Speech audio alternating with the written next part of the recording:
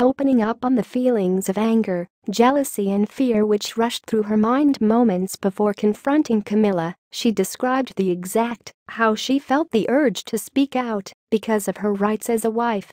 In archive recordings shared by the National Geographic, Diana said, "We were all upstairs, and I was chatting away, and I suddenly noticed there was no Camilla and no Charles upstairs. So, this disturbs me. So, I make my way to go downstairs for him. I know what I'm going to confront myself with." For the first time since she started having suspicions about Camilla and Charles, she was determined to let her feelings known to her husband's mistress. Ignoring friends present in the house who advised her to keep her head down, she said, "I have to go and find my husband." Diana vividly describes what she found, saying, "I go downstairs, and there is a happy little threesome going on. Camilla, Charles and some other man who I don't really know, chatting away. So I thought, right, this is your moment." In the heartbreaking recording, Princess Diana recounted how skittish her presence made Camilla. Diana continued, "I went and sat down and joined the conversation as though we were best friends. And I said, 'Camilla, I'd love to have a word with you, if possible.'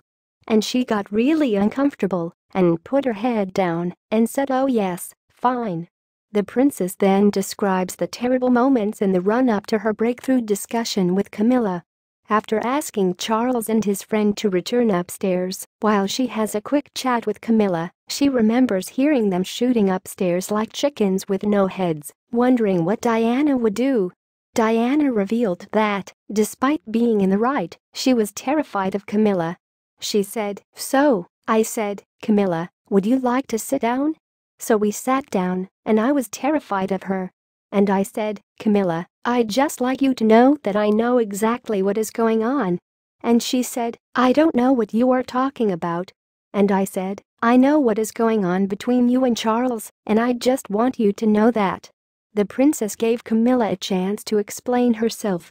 Diana recounted she thought it was very interesting the now Duchess of Cornwall claimed Diana had everything she could ever want and that all the men in the world were falling in love with her. Camilla continued, "You've got two beautiful children. What more would you want?" Diana's answer froze Camilla. The princess said, "I want my husband." And she said, "Well," and she looked down the whole time.